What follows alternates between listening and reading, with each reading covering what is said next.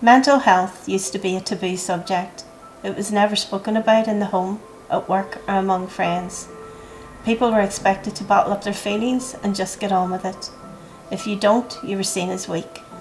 Thankfully, those days are going away, but they're not yet gone. For some, there is a stigma attached to dealing with mental health. So today, I'm going to talk to renowned Belfast psychotherapist Breach Keenan about trauma and its impact on mental health.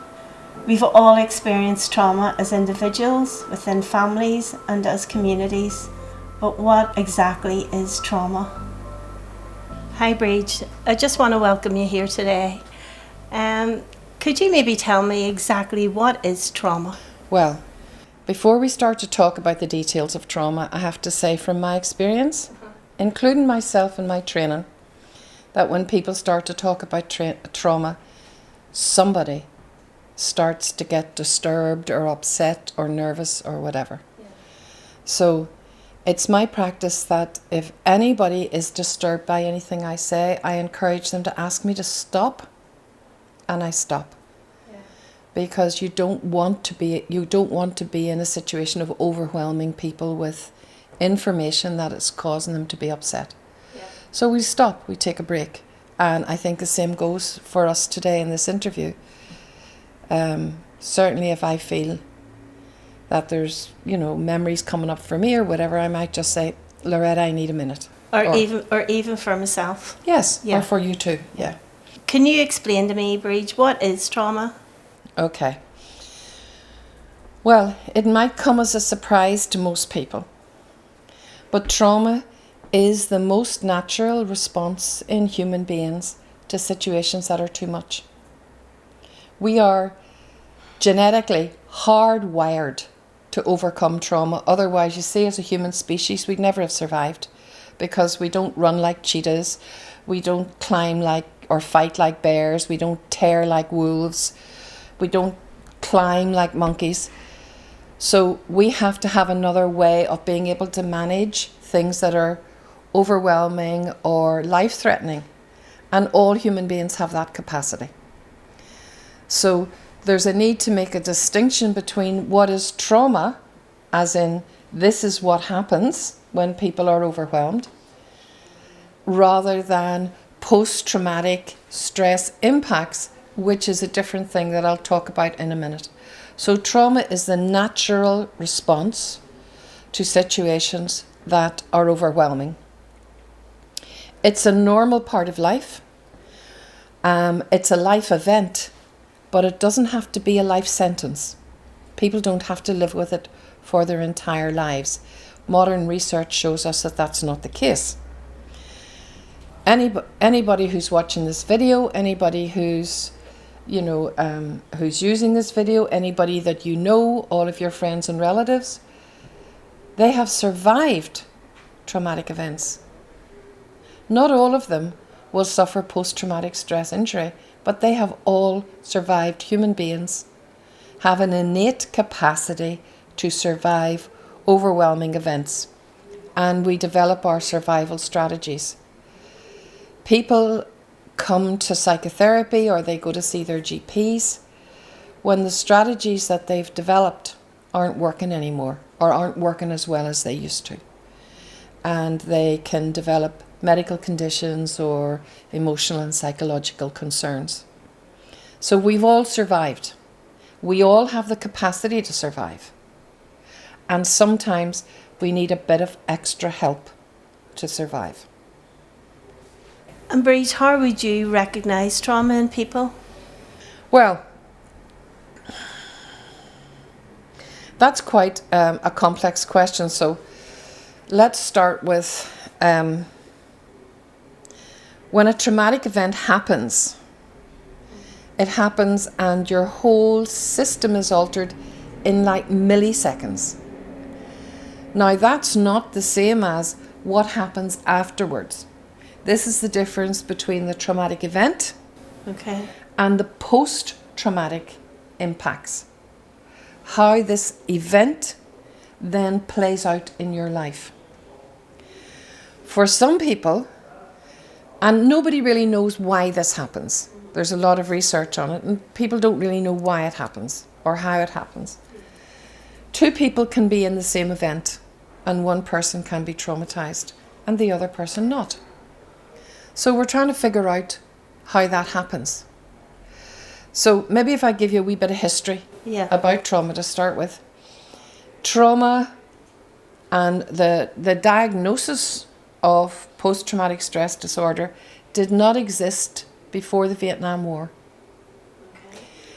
This diagnosis was developed in America because the American government was afraid of what American soldiers, who are nice young lads from back home, were doing in Vietnam. How come they could do these awful things like My Lai? And they were worried by what soldiers, once they returned home, what they were displaying. This has been a concern of the American military for years. So they came up with this diagnosis that placed what the soldiers were doing in the context of like a medical condition or a psychiatric condition. And they called it PTSD.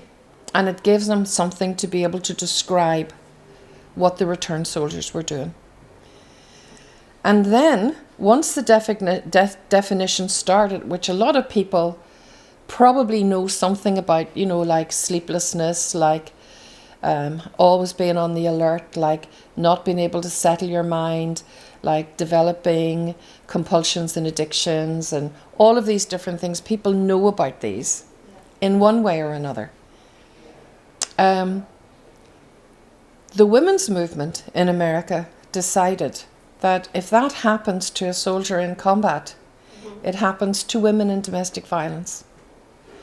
So they took the situation to the Supreme Court in America, and they got a recognition that women in domestic violence suffered post-traumatic stress disorder.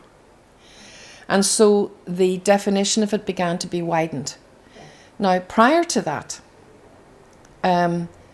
anybody who was suffering post-traumatic stress, it was usually confined to combat. So you either suffered from moral turpitude, which is the one I love, which basically means you're a coward. Yeah. You're a weak coward. Okay. Moral turpitude, and you probably got shot for that. Or battle fatigue. Right. So that was how it was limited. It was the women's movement pushed it out into a different category. But also, prior to that, it was called, wait for this, you like this, Loretta, it was called hysteria. Oh, really? Yes. And it was largely confined to the actions of women. Yeah. You've often heard that, hysterical women. And it's because hyster is the word for womb, and that's what makes them hysterical. Yeah. So these definitions were floating around, but they were either confined to the idea of mental illness, or moral cowardice, or something that happened in war. And then it was extended to domestic violence. It was extended to things like sudden things like car crashes and airplane crashes or whatever. But that's very different from how we understand trauma now. Yeah. Or the impacts of trauma. And just to say a little bit more about this, the difference between the United States and here. The United States has a very clear, well, not clear, but it has a very definite understanding of what the traumatic indicators are. Sleeplessness, you know, all those things that I talked about. Addiction and addiction, overeating, all kinds of addictions, whether it's addiction to work, to food, to religion, to running, to going to the gym 5 mornings a week, to cleaning your house 3 times a day. That was never one that got me. I never did the 3 times a day one. I have to say, I did other things, but not that one. So, but it does present itself in something that you... Yes, ordinary, everyday things, but in very exact... Well, I'll tell you what makes it different than ordinary, everyday things. Yeah. You can't get through your day without it. Okay. If you don't do this, then you're nervous, you're frightened, you can't rest, and all of those things. Yeah. So you have to do that. Yeah. Yeah, and that's the difference. So, and I'll come on to the biology of that in a minute. Yeah. But the interesting thing about in Europe, The European definition of trauma pays attention to not just the immediate sudden impact of, say, an accident or a bomb going off or whatever. Yeah. Complex post-traumatic stress disorder includes poverty. Yeah. It includes having no purpose in your life. It includes the experience of being a refugee. It includes early developmental trauma as a child. Say you come from a family where your family is highly authoritarian or very critical and you can never get anything right. Yeah. It arises in situations of sexual abuse, of physical abuse, where carers beat children. Yeah. Children, the sense of being abandoned when a child feels abandoned, all of this gives rise to the core element of what is trauma. Yeah. And the core element is that you feel that your life is being threatened. Yeah. Nobody else has to agree that your life is being threatened.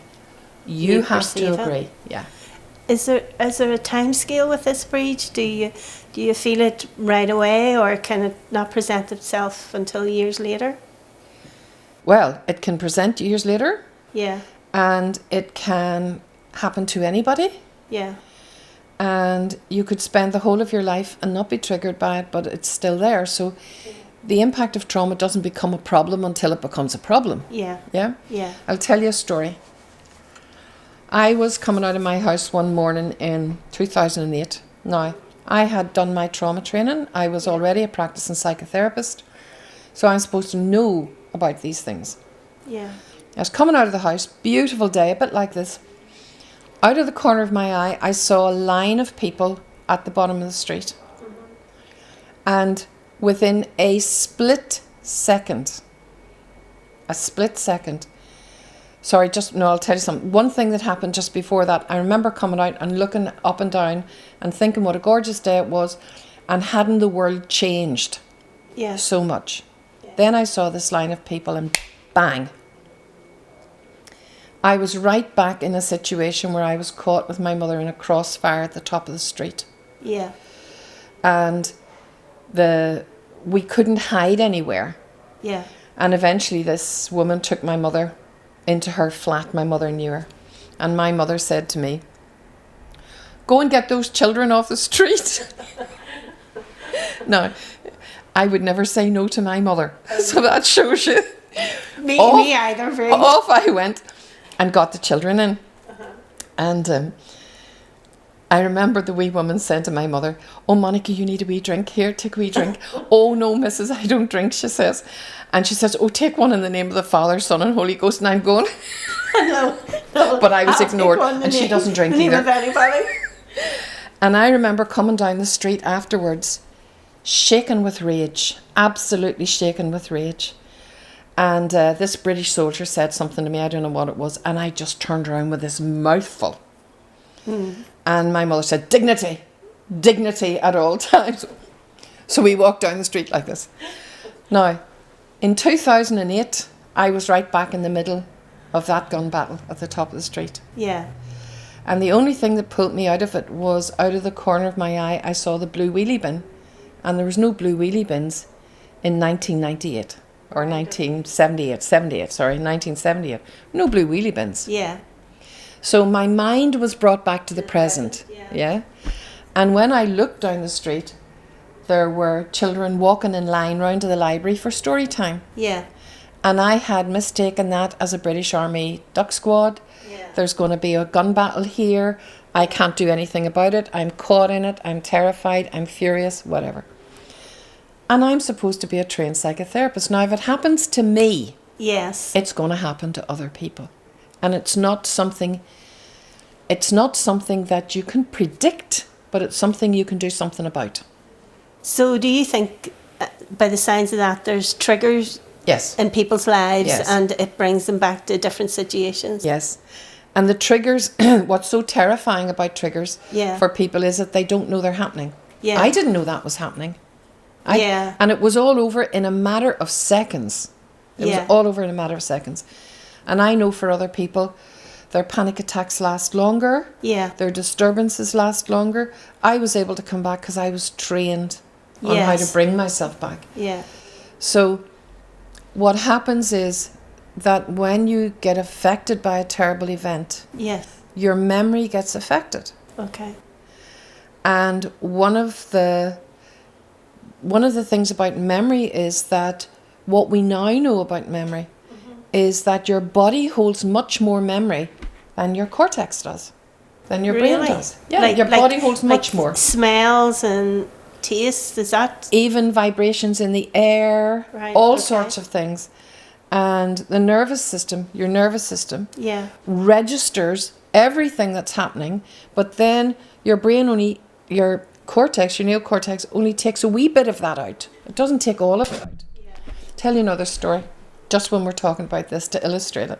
Okay. Because people fight over their memories. Yeah. That's not right, that's yeah. it. I had an aunt, God rest her, and she'd have fought tooth and nail over what was the right memory. Right. And you couldn't win, because she'd always say, well, I know that what I remember was right because I was only coming out of 7 o'clock mass in St. Paul's. Yeah. You think, well, that's Yeah. me, I'm finished. I can't argue with that. So we all pick up our memories in different ways. Okay. And we pick up only bits of what happened. And in fact, that's the way you protect yourself. Your memory doesn't take it all in, but your body takes it all in. Okay. So you know this upsurge of CSI and all that kind of thing? Yes. That's because there's a clear understanding that two witnesses to one event will tell an entirely different story. Yeah. So get the forensics. Think the forensics are real.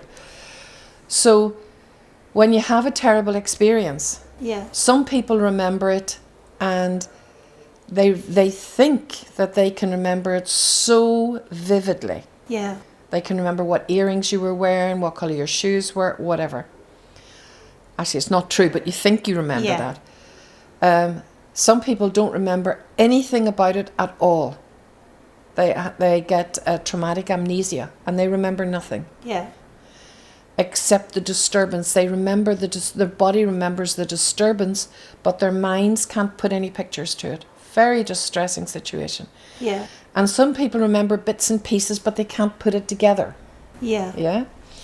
So a panic attack happens when there's something in what's going on around you that is similar enough to the original event Yeah.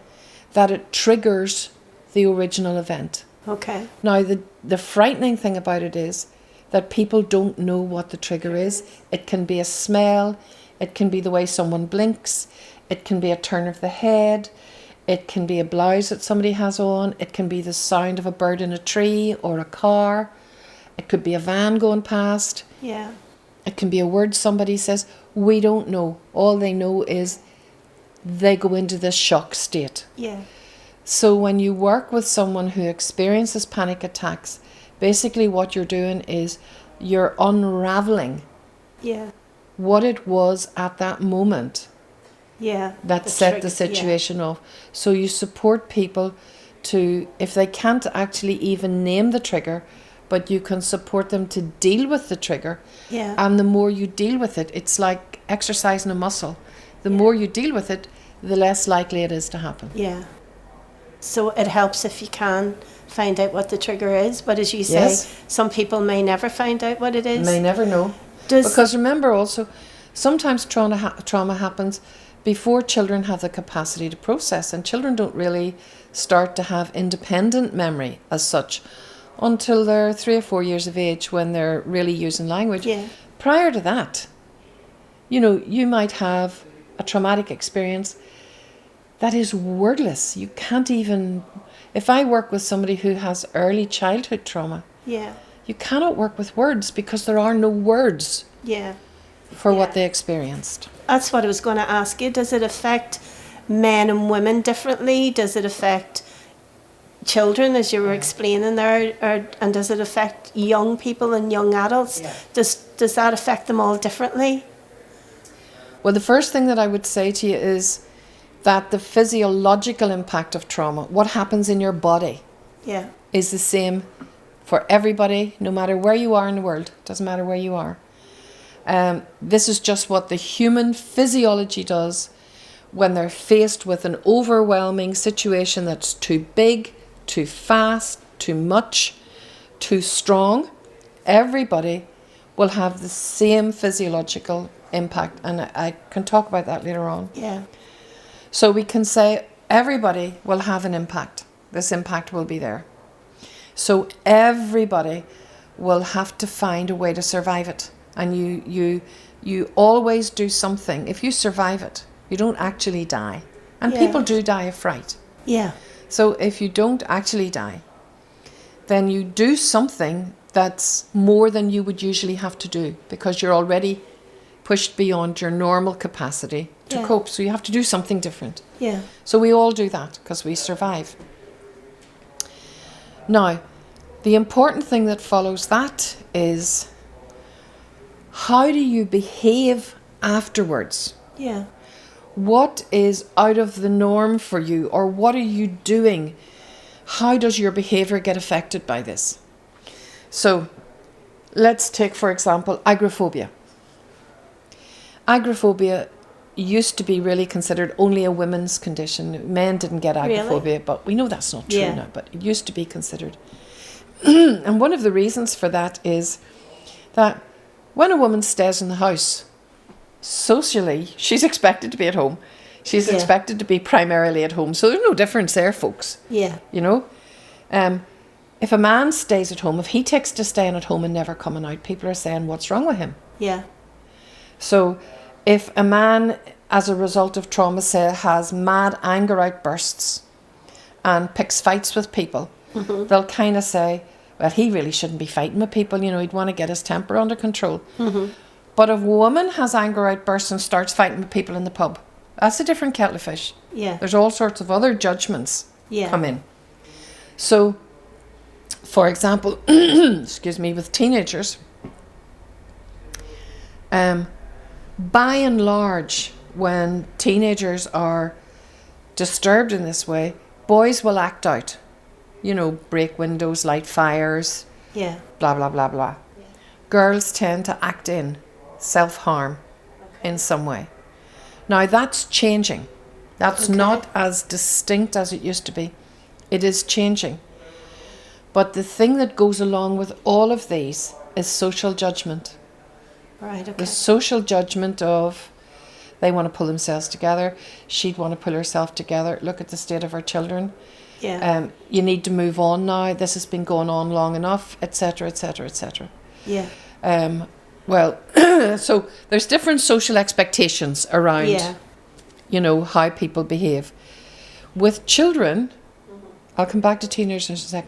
With children, children are born with the capacity intact to protect themselves. And the way children protect themselves is they dissociate. They go into a world somewhere else. So is that every child? Does every child? Any child who's traumatized will dissociate. Yeah. They have no other option. Yeah. They can't fight back. Yes. And they can't get away. Yeah. And they are the two things you need to be able to do to survive trauma. Okay. So if you can't fight back and you can't get away, you dissociate. Right. Now, and many of us dissociate. Many of us dissociate. But children have no option. That's the only thing they can do. Yeah. So, when a child is little, excuse me, and they face terrible things. Now, bear in mind, just because a parent means well, doesn't mean that the child experiences it as something good. Yeah. For example, a child is born and the mother has to go into isolation for some reason. Yeah. The child doesn't know, oh, mommy's sick and she has to go into isolation. The child just knows, I'm alone. Yeah. That's all. That's right. So, so when a child has this self-protective mechanism, what they don't have is the ability necessary to recover from it, to be able to do something different. Okay.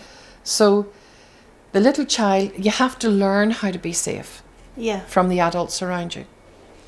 So a little child cannot, because they're dependent on the adult, cannot say, oh, that's bad, they did a bad thing about their parents or their carers. A child will say, I'm bad. Because it's the only way they can explain something bad that happens. So they do something. They might become the best wee child in the house. They might become a wee devil. They might become fussy eaters. They might become children who can't sleep. They might become little lonely children. They might become children who are like in little fairyland children. Yeah. You know, they become these little characters. Yeah. Yeah. And these little characters help them to connect with the adult world. But they grow up thinking, oh, that's just me. Yeah. But it's not just you. Yeah. It's how you learned to be. So adults that I see who may have early trauma and say, oh, well, that's just the way I am. And I say, that's the way you learned to be. Let's look at how you learned to be like that. Yeah. There's a wonderful, wonderful guy who works in this field called Gabor Mate. And he says when his clients come in, he says, I never ask them what's wrong with you. I ask them what happened. Yeah. And so the point about all of this is to ask what happened, not to treat the person as if they're a problem. Yeah. Now, the thing with teenagers... Yeah. Is that bridge whenever addiction starts to kind of kick in with teenagers or older people, or... Addiction can start at any age. Okay. At any age. Okay. The thing about youngsters... Well, it's the availability of drugs anyway. But a young person is trying to learn who they are outside the family. That's what they're trying. I remember working with a gang of youngsters once. And one of the young ones said to me, if my man knew the way I was outside, she'd murder me. Yeah. And then she said, but you see, if my friends knew what a good girl I was in the house, they'd murder me. So there's this kind of... You know, this trying to learn how to be yourself both in the house and out of the house to be the same person. Yeah. And that usually builds up and happens around to where you're about 15 or 16 years old. And what you're doing is you're building up inside this reference of how you're going to live in the world as an adult. Yeah. So there's this reference, and part of this referencing system is like, you know, everything's fake or real. Yeah. Or it's true or it's not, or you're a liar, or you're not, or everything is a test case as to whether it's true, because that's how you build up your reference system. Now, you're struggling to try and do this, that's when people retire to their bedrooms, you know, at 15, paint the walls black and listen to heavy metal, or in our Nisha's case, what was that gangster rap? Oh God, he used to write rap in Irish. Anyway, so... That's when kids are doing that. I collected meaningful quotes myself. Yeah. Other people write awful poetry. So that's what you do at 15 or 16. Yeah. Now, when you're traumatized, you're adding into that mix what it is to be always terrified, because trauma leaves you always terrified. Yeah. So at the bottom of that, not only is there this kind of fear of growing up and becoming an adult and going out into the world and getting it wrong, but there's this low-level terror that goes with it all the time. That's why people try to find all these different ways to reduce this level of discomfort that's in the system. Yeah. And as adults, or not even, as adults, and parents and friends, and what can we do to help? You know, if we recognise it, and how do we recognise it, and when we do, what can we really do to help? Okay. Especially for, for teachers and frontline workers who are working daily with young people. Yes. Well, I would make two broad statements, first of all. Okay. When a traumatic experience happens to somebody, the first thing that happens is this howling, terrifying experience of being alone. Okay. Completely and utterly and totally alone. That is registered in your nervous system. You know, you don't necessarily think, oh my God, I'm alone. Your nervous system knows that. Your brain is telling you you're not alone because you don't want to hear this. Yeah. But you are alone. This howling aloneness. For example, years ago I worked with someone, a young man, who did a lot of trauma work with me around all sorts of traumatic events. And at the end of it he said, and I asked him at the time, can I quote you on this forevermore? And he said, yeah, quote me on this. And he said, I don't feel like a ghost in my life anymore. I used to think that people couldn't see me. I could see them, but they couldn't see me. I knew I had survived, but I didn't know I was alive. Yeah. Now, see that lack of aliveness? Yes. That's what goes with trauma. And people try to manage that lack of aliveness in all sorts of different ways.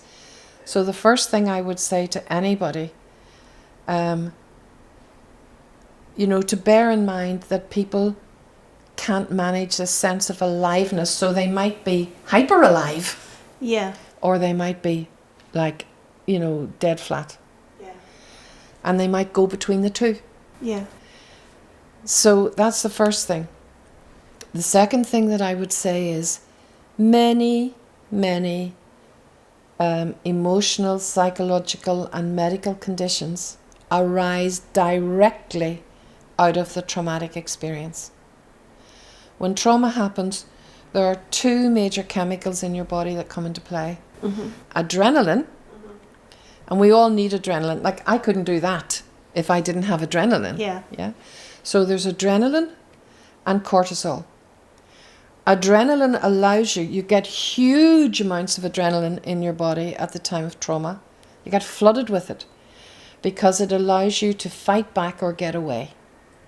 And it also allows really incredible things to happen. Like people will lift cars off a baby's pram, or somebody will run with a broken leg across a battlefield, or things like this. That is adrenaline. Adrenaline allows you to do that. And technically, because we're geared to being able to manage trauma, when the traumatic event is over, our adrenaline should go back to normal levels. But it doesn't. It gets stuck. So the adrenaline affects every single part of your body, from your kidneys to your eyes to your balance to your body temperature to your appetite. Everything gets affected by it. And if the adrenaline levels don't go back to normal, then you can develop conditions connected to this, like, fibromyalgia.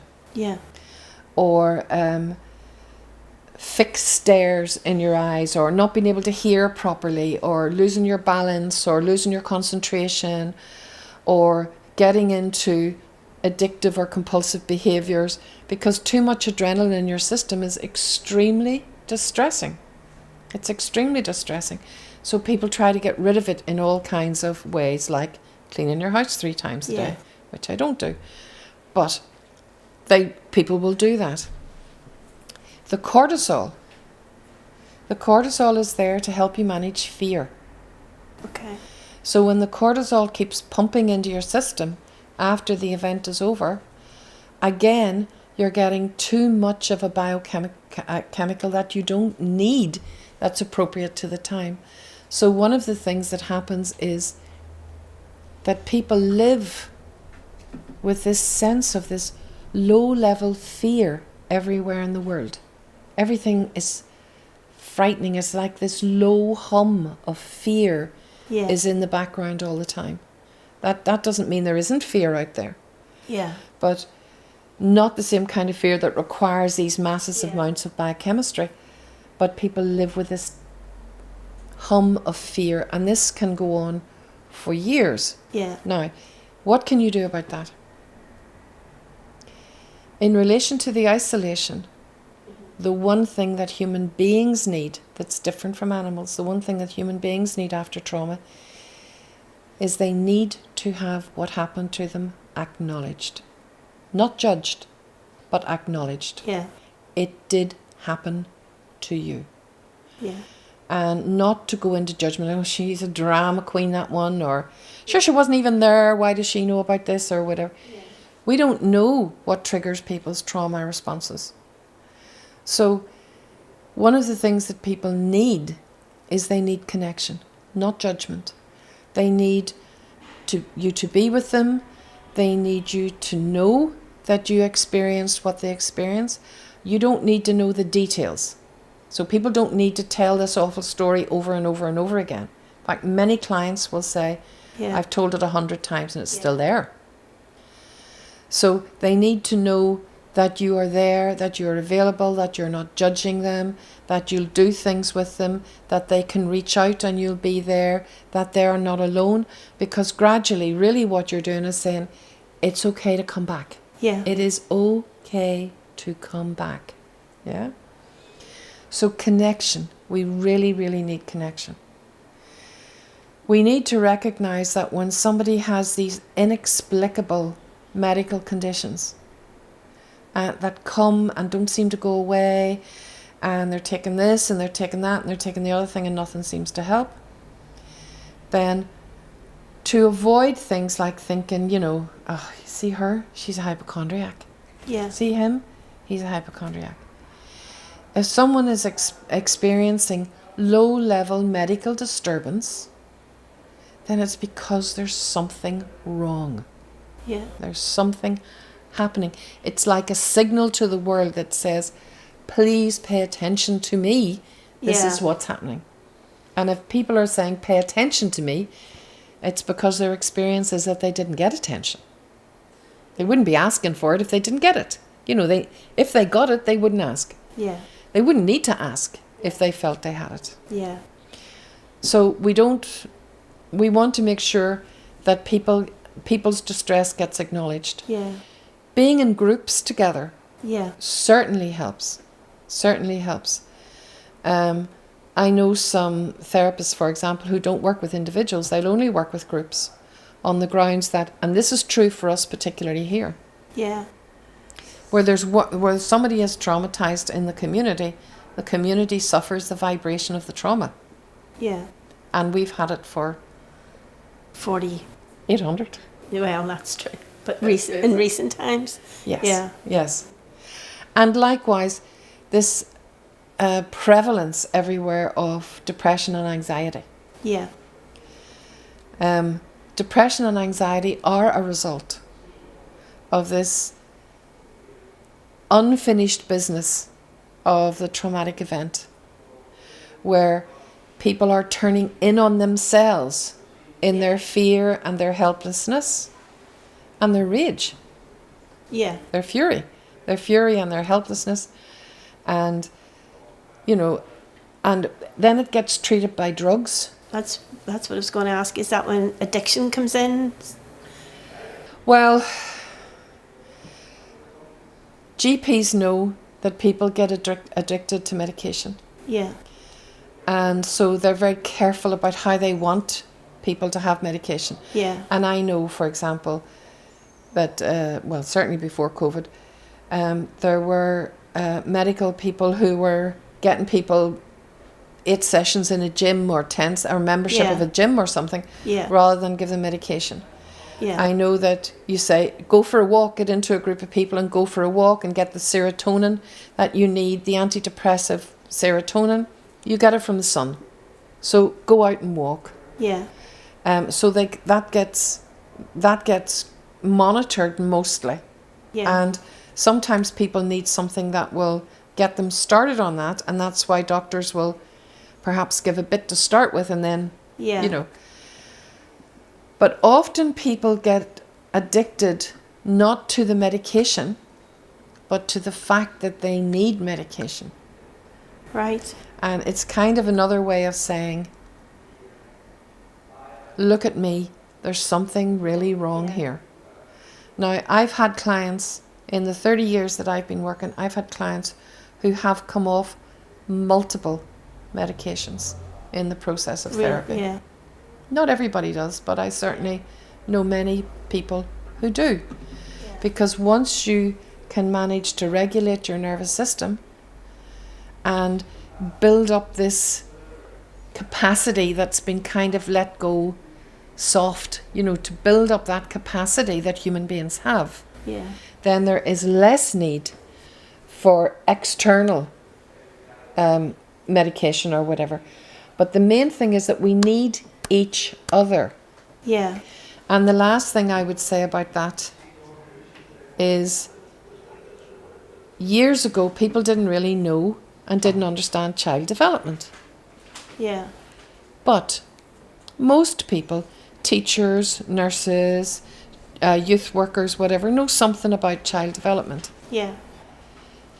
People should know about what happens when trauma affects people and doesn't get integrated. Yeah. Everybody should know about that, particularly in our community where we've been experiencing it for so long. I think it should be part of people's general knowledge. Okay. So, Breach, just to conclude, what would your overall message be to society, especially during these present times, and especially coming through a conflict? Well, the message that we're getting all the time is there is a lurking killer out there. Mm-hmm. Well, yes, there is. Yeah. So one way to go with it is, oh my God, there's a lurking killer out there, I'd better isolate. And here we mimic trauma. Or there is a lurking danger out there. We have to learn to protect ourselves and stay in contact. But we have to do both. Yeah. Now that requires capacity. I think since Margaret Thatcher, when she said there is no society, there is only individuals, that people have been driven away from community structures, away from group life, away from family life, into I have to look after myself, I look after me and mine and nobody else. And the thinking behind it is, you see, if you didn't save when you had a job, you deserve to be poor. You see, if you didn't, look after your health when you had it, you shouldn't have a national health service, you should pay for it. Oh, this neoliberal idea that there is only you and you have to look after yourself. That is the complete antithesis to healthy resolution of trauma. As human beings, we need each other. We don't live alone. We do not live alone. Yeah. Living in isolation increases the possibility of being more isolated. Yeah. I know that we have to protect ourselves. Of course we do. Yeah. But that's different from internalizing this, I am utterly alone and helpless in the face of this. We're not. Yeah. We have each other. Yeah. We have each other. I'm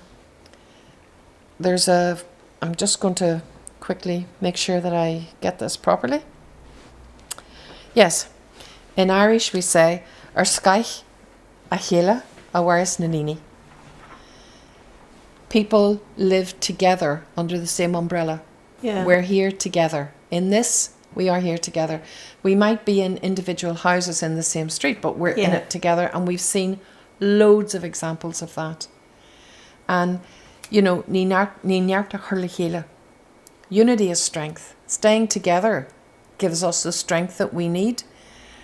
And we can look after those of us who are in distress and not doing well, can be looked after others. And then when I'm in distress and not doing well, someone can look after me.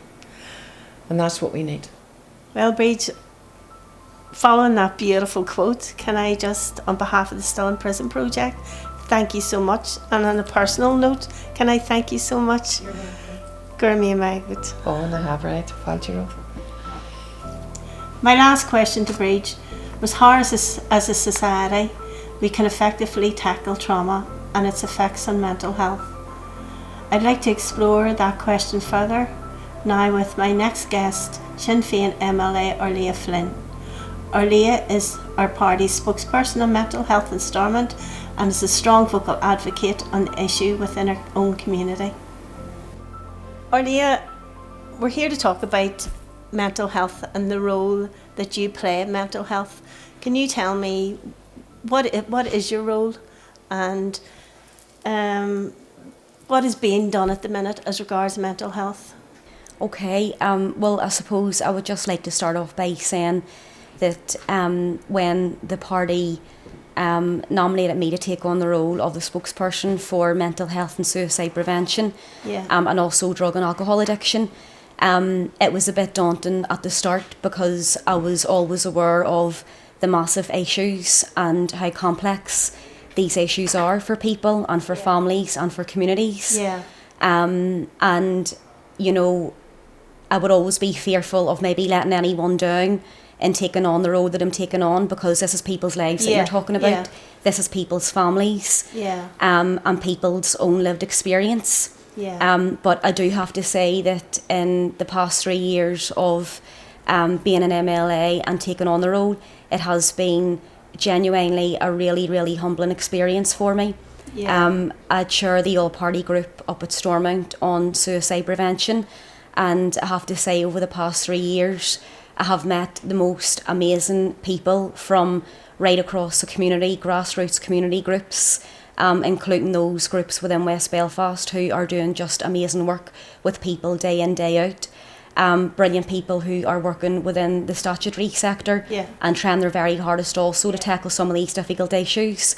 And then last but not least, families who have been bereaved, Yeah. and who have lived through these really difficult and challenging experiences. So I suppose when you ask me around what progress has been made, just to set a wee bit of context, and I know some of this was Yeah. covered earlier in the conversation. Because we were discussing this before we started this interview, and you were saying that it's a natural thing to have statistics, and you hate talking about statistics because you know it's a very personal.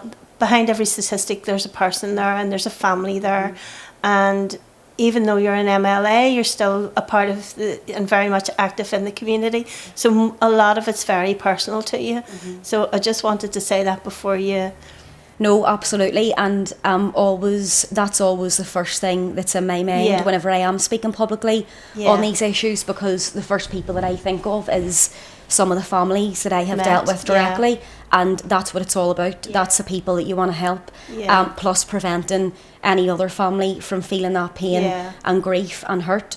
But and although I don't like to talk about statistics because this is about people behind the numbers, but I think it's also important for people to realise how stark and serious the mental health challenges are at present here in Ireland, and Yeah. particularly in the north. We know that mental illness is the single largest cause of ill health in Yeah. the north. I mean, if you just take a minute to think about that, Yeah. when you think about how funding is provided to mental health services, Yeah. when you think that mental illness is the single largest cause Yeah. of ill health, I mean, that is huge. When you think about that suicide, unfortunately, is the third biggest killer next to cancer and heart disease. When you think about if you live in a deprived community, including communities like West Belfast and North Belfast, and also rural communities as well, Fermanagh and South Tyrone's high up Yeah. there also. Yeah. But when you think a child born in one of those deprived communities is 3.5 times more likely to die by suicide, and is 4 times more likely to self-harm than if that child was born in a more affluent area. Yeah. So although that's using stats and numbers and figures, Yeah. sometimes it's really important just to make people It's a stark realise reality. about how much work still needs to be done to help transform our society and help support people with mental health. Yeah. I think there's an awful lot of people listening to earlier the Bridges interview that wouldn't even know the signs of mental health, and wouldn't even know how to cope with it. And maybe it's something we should consider, talks being rolled out even in primary schools, but definitely in secondary schools. Yeah, no, I would fully support that. And again, just to say, I am not an expert on these issues, and that's where I very much still learn so much from people like Bridge and others who are experts within that field. But what I will say for anyone watching is that, you know, this whole issue around mental health, around mental ill health, mental illness and mental health problems, there is definitely still a lot of stigma that surrounds this issue. And that's still one of the biggest factors that prevent people from reaching out and asking for help and asking for support, because it's still stigmatised around asking for that kind of support. But when you think about it, and I often say this whenever I am speaking to, especially with young people, but people of all ages, you know, when you talk about mental health, there's no difference in talking about, it's talking about your health, so it doesn't matter if it's physical or mental. This is our health. And the same way that we all bruise and bleed, you know, from babies throughout our lives, the way we all feel pain, physical pain, it is totally normal to go through and to experience mental pain and mental health problems. And I think it's just important that people, you know, that people are cognizant of that, and that you don't give yourself too much of a hard time if you are feeling down, or you do want to cry, or, you know, you are feeling anxious, because it's such a normal thing for everyone to experience. But there definitely needs to be a lot more support structurally within the statutory sector and within the community sector, to help people whenever they are in that time of need, and they do need that support for their mental health if they're having difficulties. Something that was touched on there, and it's a very simple thing when you imagine it's a simple thing, and it's people telling their stories and being recognised for what their stories really are. And it's sometimes they only needed to be verified and to be listened to.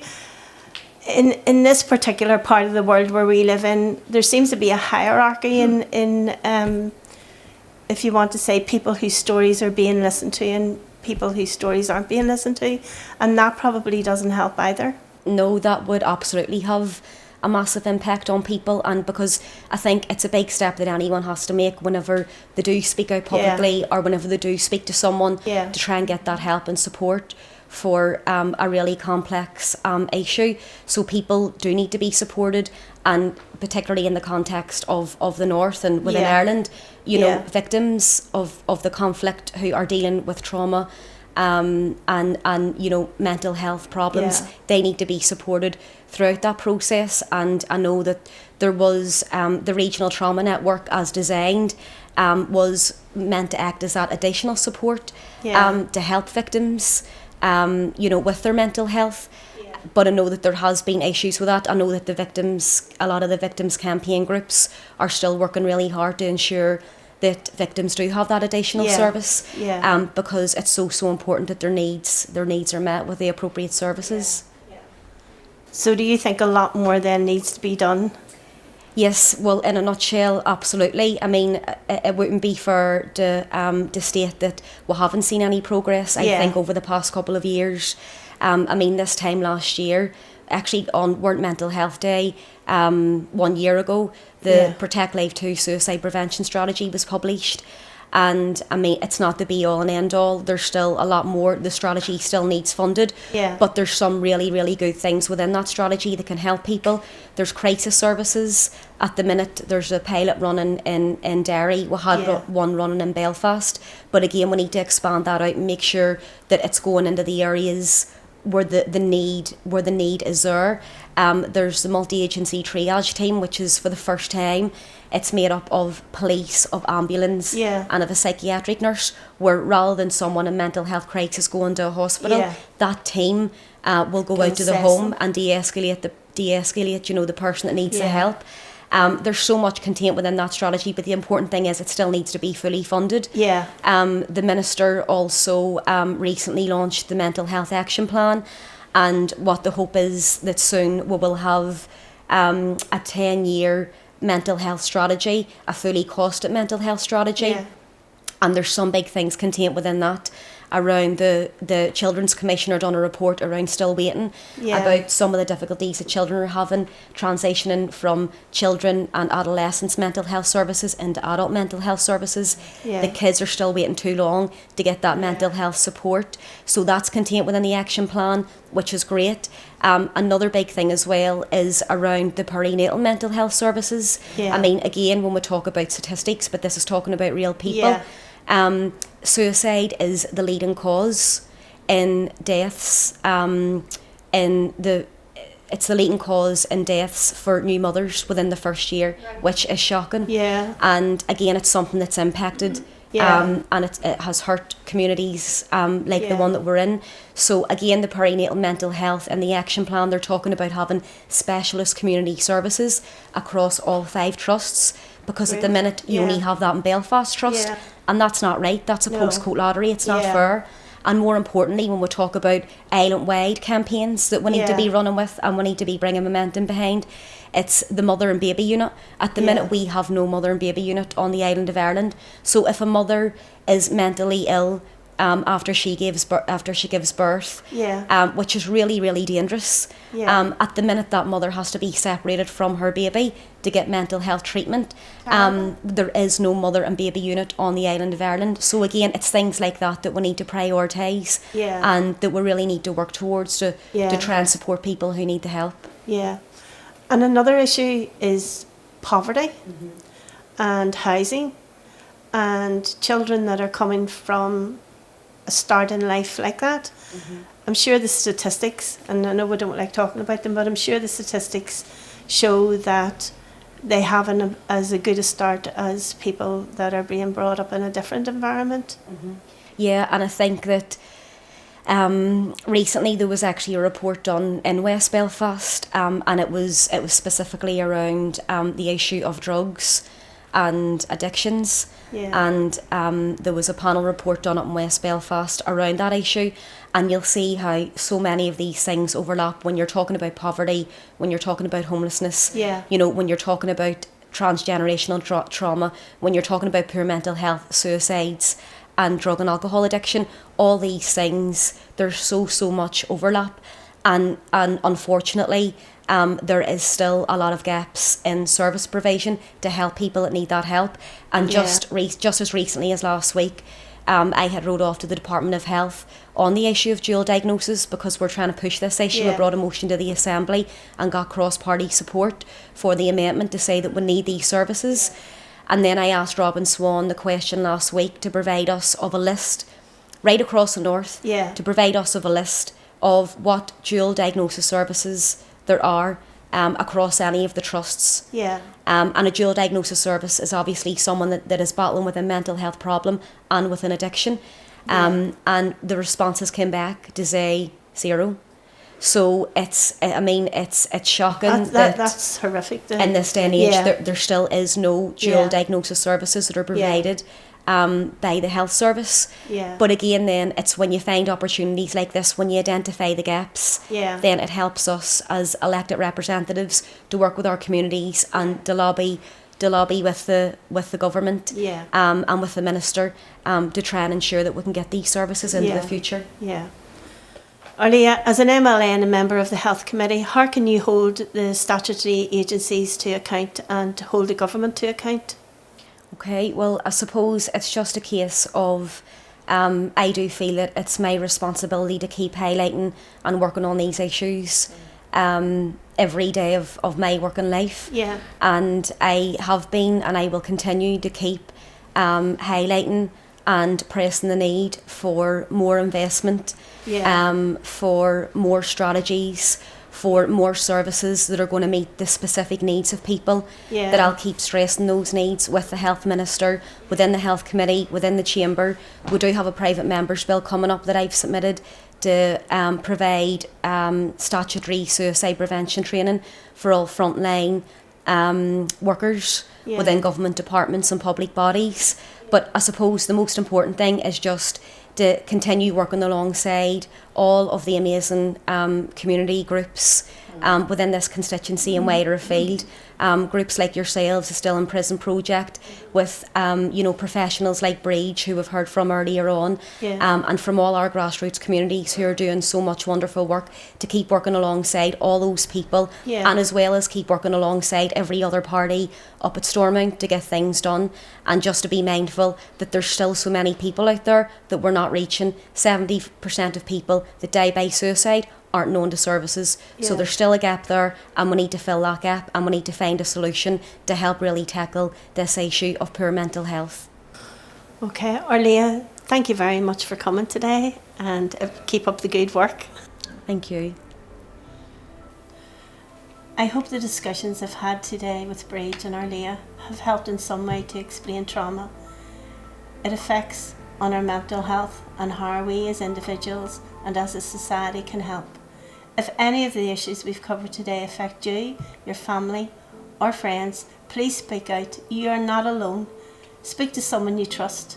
Talk to your GP or visit your local women's centre or community-based organisations in your area. On behalf of the Still Imprisoned Project, we'd like to thank Irish Niconia for this lovely space today, and good mental health.